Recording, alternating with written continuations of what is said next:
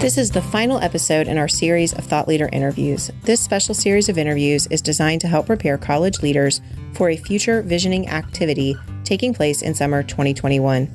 Where the participants have allowed it, we're adding all of the interviews so that our entire college community can hear them.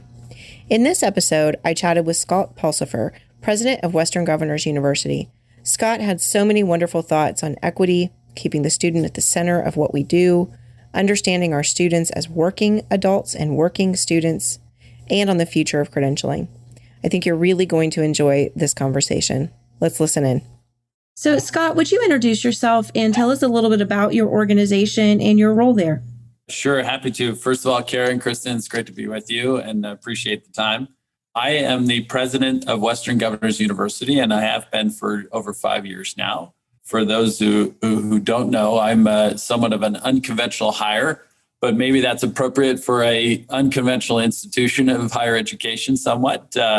WGU was actually established by the governors of 19 Western states, and they were trying to solve a problem that is pretty pervasive across our country, which is how do you expand access to high quality education, particularly for the underserved individuals or those that have been marginalized historically. And that includes as many as 36 million adults in the US who have started college but haven't completed. And for many of them, if not most of them, that means that the promise of education hasn't yet been realized in their lives. And so that was the impetus. And so as we think about how do you serve that working learner or that somewhat non-traditional learner, if you will, it, I think, is apropos that an unconventional or non-traditional leader gets to be a part of that. So that does allow me to, or at least it frees me, I would say, from constraints in how we think about things, how we try to do things, how we try to serve the students that we serve. And it allows us to be a little more solution-focused, tech-centric, student-obsessed in our endeavor. And that's been really effective for WGU for its nearly 25 years of existence. Well, we have an incredible relationship with WGU Indiana through transfer and reverse transfer and a number of other efforts. So we certainly value your partnership with us here with the local campus. Yeah, well, we certainly have been great partners for over a decade now. So we have that state affiliate relationship in the state of Indiana as well. And we just love the relationships that we have in that great state. You have a great team here. So, Scott, I love how you frame the mission of WGU, and I've heard that many times before in talking about WGU, that those 19 governors came together to try to solve a problem. So I guess my question for you, I'm reframing the question we typically ask a little bit, is that still the big problem you're trying to solve? And what other big problems are you really looking at trying to solve right now? Yeah, I think the big problems still probably come down to, I would say, three. One is we are still fundamentally trying to solve the access problem. So even if there are, let's say, 36 million adults who've started but didn't complete, that is one problem. But there are still many who never even access higher education. And so we are trying to solve an access problem. We are also, a second big problem we're trying to solve is the quality and relevancy of learning. We are not shy about our belief that we align with students in the sense that the primary reason that they go to college in the first place is to get a great opportunity, a great job. And we want to make sure that that promise is fulfilled. And we do so by ensuring that the quality and relevancy of the curriculum and the learning is aligned with the opportunities. The third big problem we're trying to solve is student success. And that means that we think differently about the learning experience, about the instructional model, about the curriculum and pedagogical design. We think differently about those things. Why? Because if there's a thread across all three of those areas, access, quality and relevancy, and student success, it's probably equity. And so one of the big problems we're trying to solve is how does the promise of education work for everyone, not just the privileged? I think I've shared in other conversations before that if you look at the last 50 years in higher education and the attainment rates of those who've begun the journey into higher education, there's been, 40 to 70% of those from high income categories or high income backgrounds have increased the attainment rates from 40 to 70%. But for those from low income backgrounds, it's only nudged from like 9 to 11 or 9 to 13%. And that's not good. We also know of the racial and ethnic disparities in student success and outcomes. And we are actively endeavoring to eliminate those disparities such that regardless of who you are, whether you're a man or woman, or whether you're an individual of color or not, whether you come from low income household, a high income household, that your probability of success is equal, and that the promise of education can work for everyone. So when it comes back to it, is like we are still trying to solve those same fundamental problems around access, quality and relevancy, and student success, and making sure that the promise of education works for everyone. I love listening to leaders who lead with the data that's driving the decisions that they're making. I really appreciate people who do that. And I wonder, as you use so much great data to talk about the problem of equity and access, are there other interesting trends that you've discovered with your stakeholders that you think are going to change the way you work? And these may not be data driven, but if they are, I'd love to hear that too. Yeah. Oh, well, there is some of that. Maybe I'll just highlight two so I don't get myself or all of the listeners bogged down into all the data things. But let me maybe just highlight two. One is the nature of the learner today. There is great data out there about, we like to call, rather than the adult learner, we call the learner the working learner. And this working learner is more pervasive across the sector, if you will, even in enrollment today, than most people want to realize. And by that, what I mean is that we tend to have this romanticized, almost Hollywood-like version of college, that we all move onto a campus, we have this great coming of age experience, we get a great degree and a great job, et cetera, and you make lifetime friends, all that kind of stuff. And the reality is that only 13% of incoming freshmen live on a campus. 25+% of students have a child. Over half of all students are working full or part-time. You can start to get a sense that the working learner is very different than this, the kind of traditional Hollywood version of a college student, in that a working learner has many more demands on his or her time than that traditional, perspective of a college student. And that means work.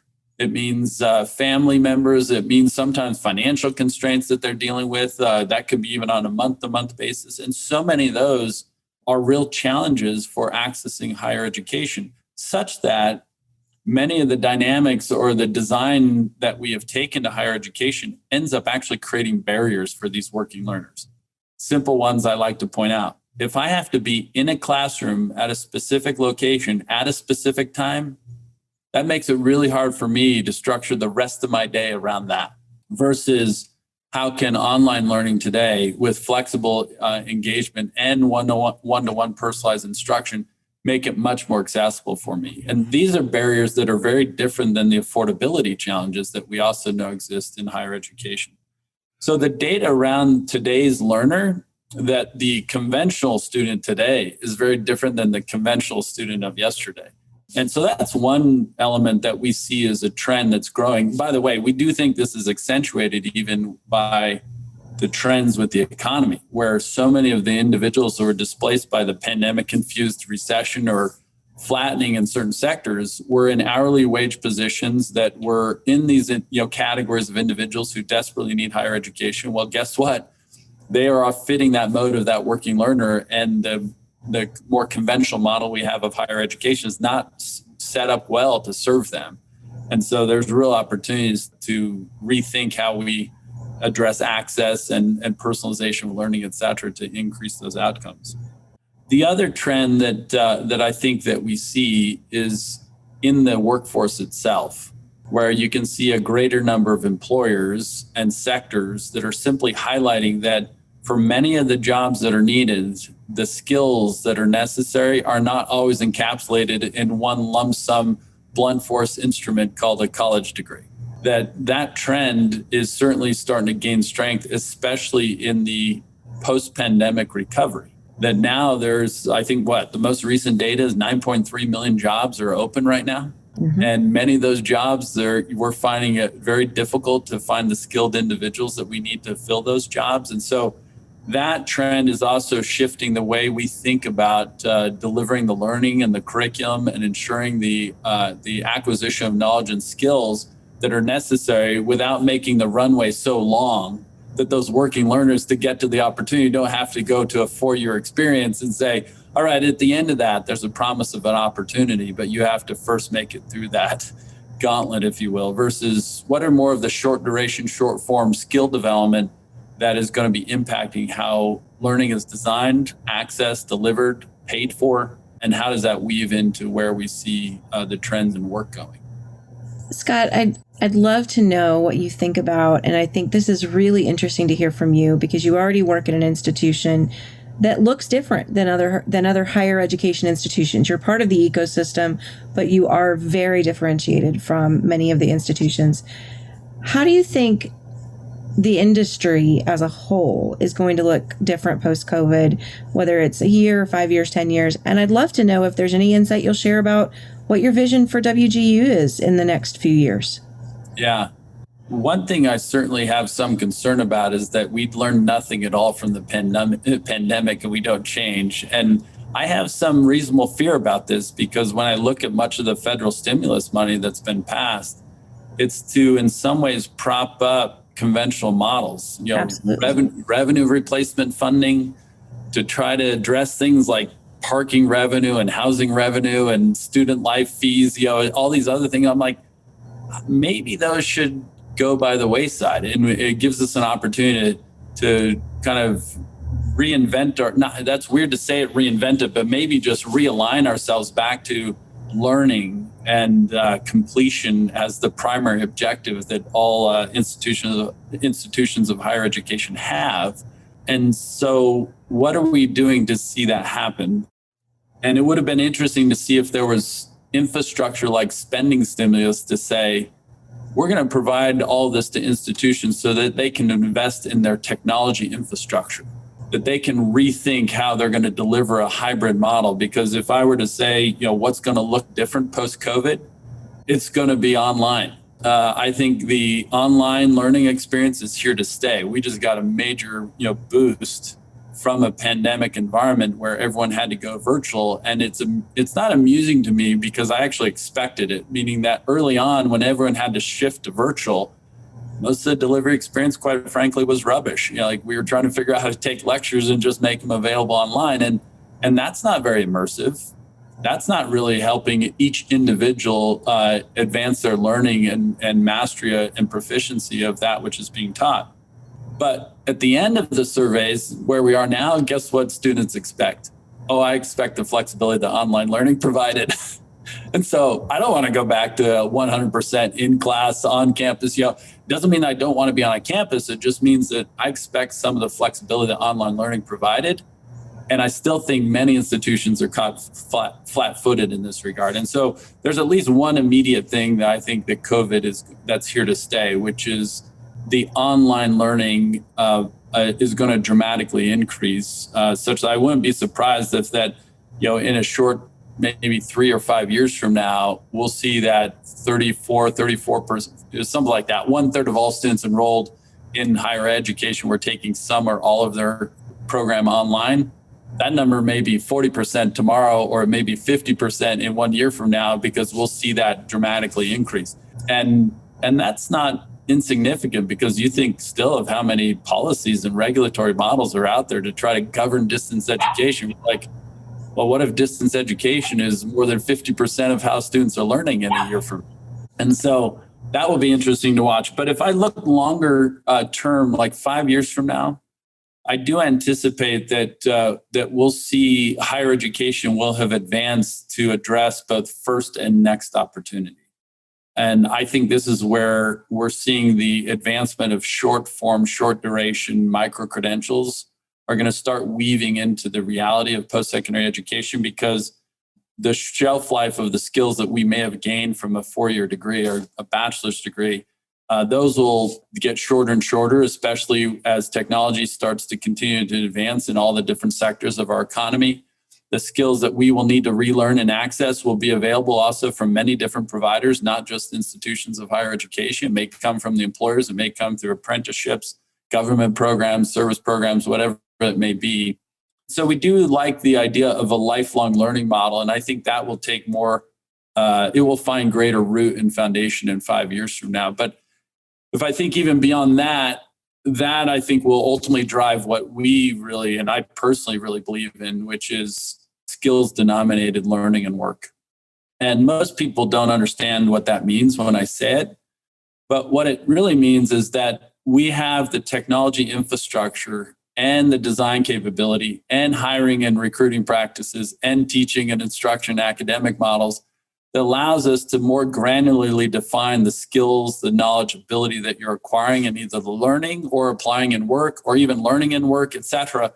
And that skills denominated work allows us to deal with pennies, nickels, and dimes and quarters rather than the blunt force of a single degree. And even degrees become more relevant because they're articulated in the skills that you possess having attained the degree rather than I just have a degree and leaving employers to try to figure out through interviews what are all the actual skills and capabilities you have as a result of that degree. And so I don't think that's, it's going to take us some time to see that transform. I think more of that will happen as employers are moving to skills-based hiring, et cetera. And it doesn't mean degrees go away.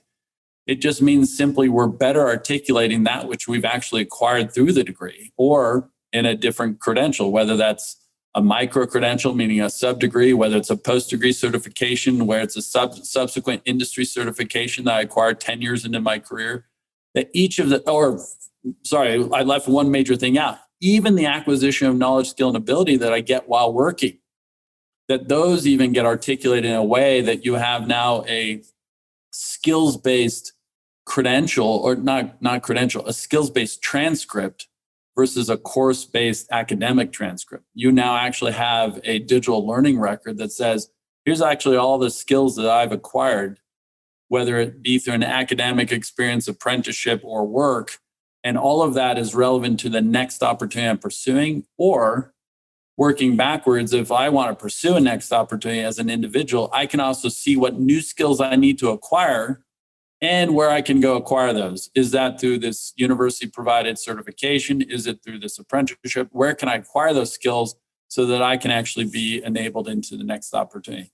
I think that's a decade plus out, but I came from e-commerce. 20 years ago, people are saying, oh, e-commerce was never going to be 5%, more than 5% of retail. And I'm like, who would say that today? They'd be like, holy crud, during a pandemic, thank goodness for e-commerce. Like, that's how I live my life today, right?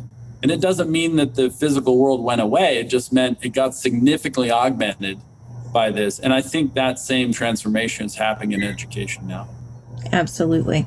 We're actually participating with the local WGU in a skills alignment demonstration project here. So I'm excited to see where that goes.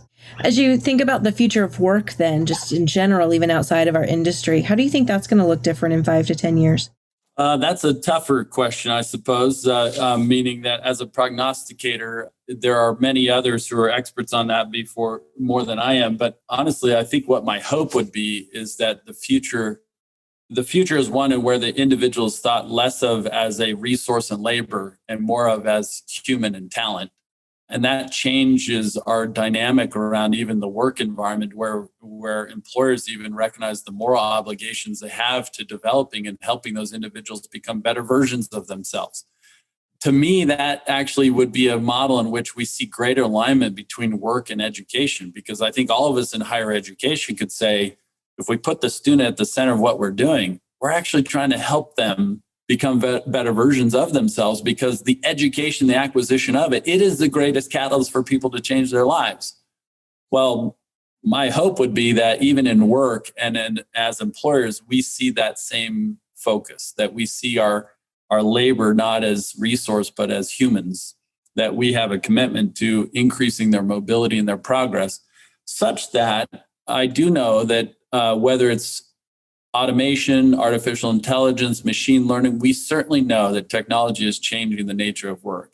McKinsey, Harvard Business School has a whole sector on this. Like, so many have done the research around how the skills of the future are going to be increasingly human and unique. And those of which we're going to have to develop are going to be more technology enabled in all the types of work effort, from fulfillment centers and customer support to product development to manufacturing. Like, assembly, banking, everything else is so influenced by this that we're going to see that the nature of work is going to be defined by having to develop those uniquely human skills of reasoning, of interpersonal engagement, of problem solving, of communication, et cetera, because we're trying to figure out how to apply the technology to the problems and the work that we do. So in that context, I do think this is why skills denominated view is also part of work, because it's no longer good enough to say, oh, I have this role of X and I need someone who holds a degree to do it. You're like, actually, this role requires these capabilities. And whether that's in a technology role like cybersecurity or something versus we're talking about manufacturing process or, automation in a fulfillment center, you're like, well, you're going to need to know how to design and implement these, this technology and how to monitor these systems and how to actually, design workforce to best, manage that, that workflow in that system. Like those have to be very clearly articulated such that the future work is going to be changing fast enough to where it depends more on skills rather than the blunt force instrument of a degree.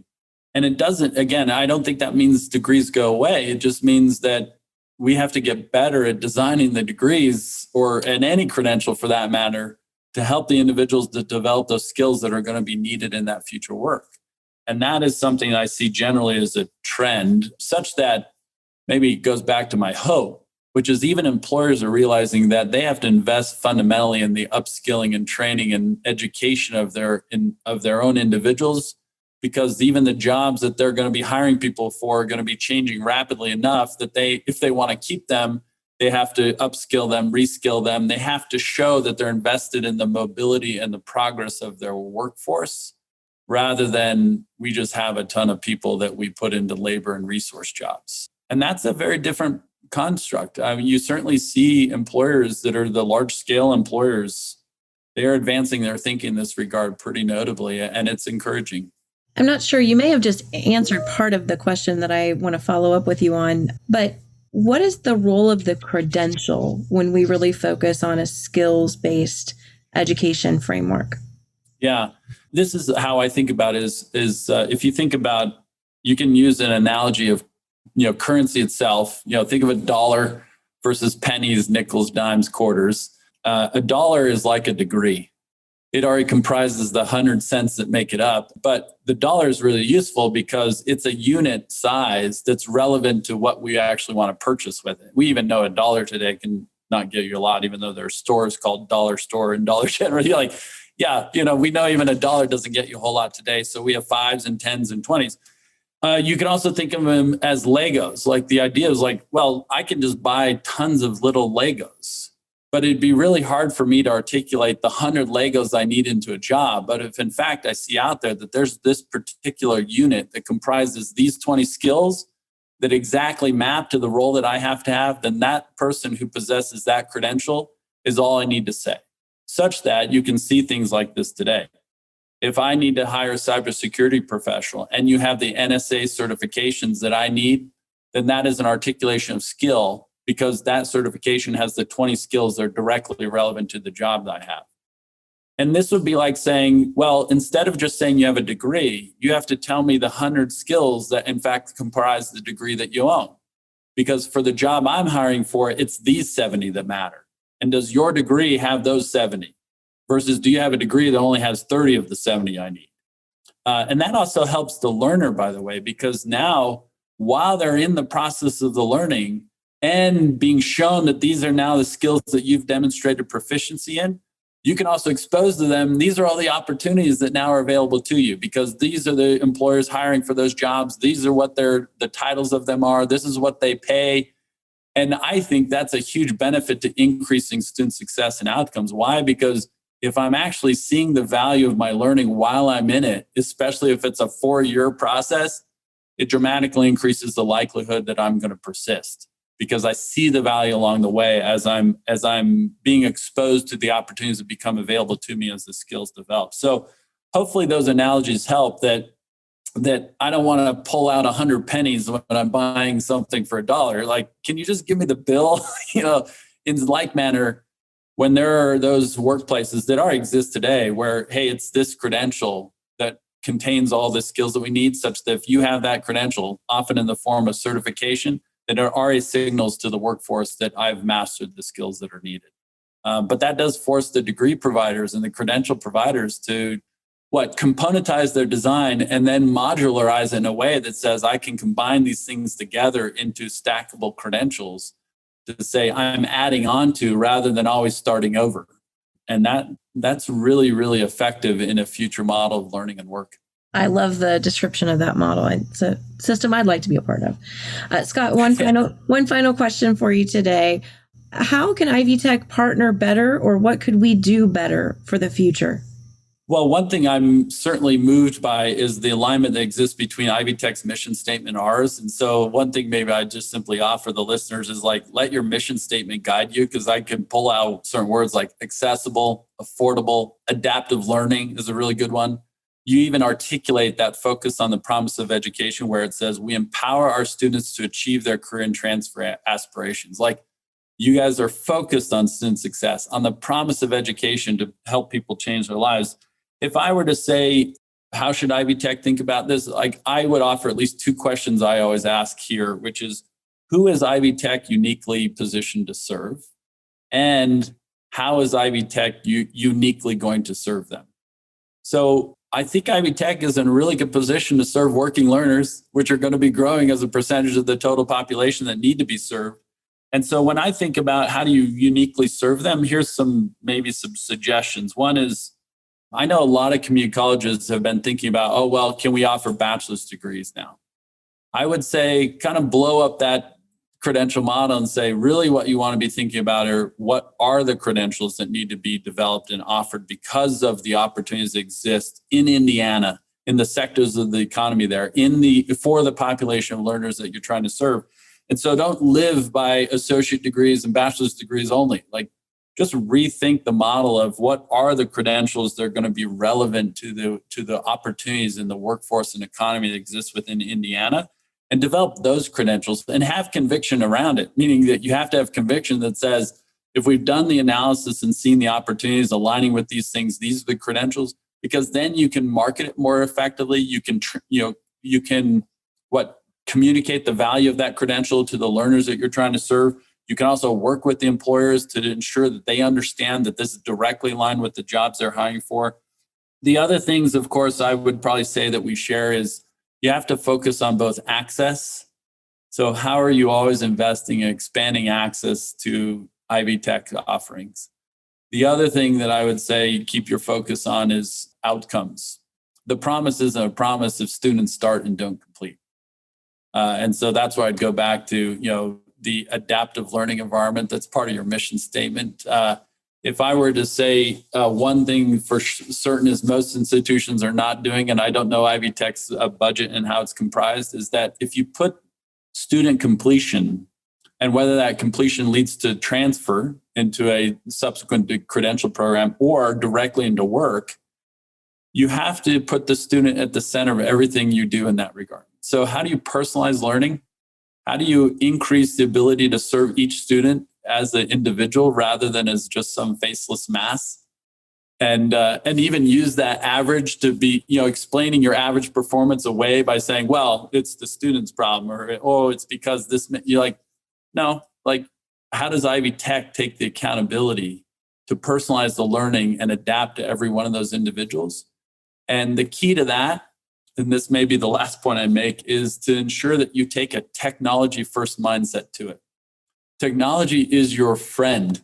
As you're thinking about the innovative instructional models you may have, or the learning design, or the course sequencing, or the online learning environment, all those things, like, technology can empower all that innovation in a way that can dramatically personalize the learning for each individual, make it more immersive, make it more unique to them. And when we do that, I think we increase the probability that every learner can succeed. And so do not shy away from leveraging technology to power the designs and innovation you're going to have around how to personalize that learning. That, to me, is so critical to increasing student success and outcomes. Because if we don't, then we've failed in our delivery of the promise of education. We have a phrase here at WGU that, a student who starts but drops is worse off than had they never started. That's true for at least probably 70, not at WGU, about 60% or a little less than 60% are taking aid in some form. And if that's loans, financial aid, like, great. If you start and stop, you're actually worse off because now you're carrying a federal student loan that you didn't have before, and you're no better prepared for the opportunity that's available to you. And so we really have to be obsessive about how we're increasing the personalization of learning so that we dramatically increase the probability that each student succeeds. And so that's one area where I'd say Ivy Tech can continue to lead. I know that you've already invested a lot of technology. That's where I feel like we're siblings, if you will, within this higher ed space. And so do not shy away from that. Keep that as part of your mindset and your design and innovation. I can promise you that we will. Scott, thank you so much. This was a wonderful conversation, and it was great to put in a voice and a name with a face and to get to spend a few minutes with you. Thank you so much. Thank you. Thanks again for listening to this episode of Our College, Your Voices. I'm your host, Kara Monroe. You can connect with me on Twitter at KNMTweets. Our producer is Sarah Ferguson. For this special series of episodes, we want to thank our guest producers, Gretchen Keller and Kristen Moreland. You can reach us by email at ourcollegeyourvoices@ivytech.edu. If you're a member of our Ivy Tech faculty and staff, please join our Microsoft Teams listener community. I send out instructions to our entire college community on how to do that every Thursday. Our website is www.ivytech.edu/podcast. You'll find links to show notes and more on that page.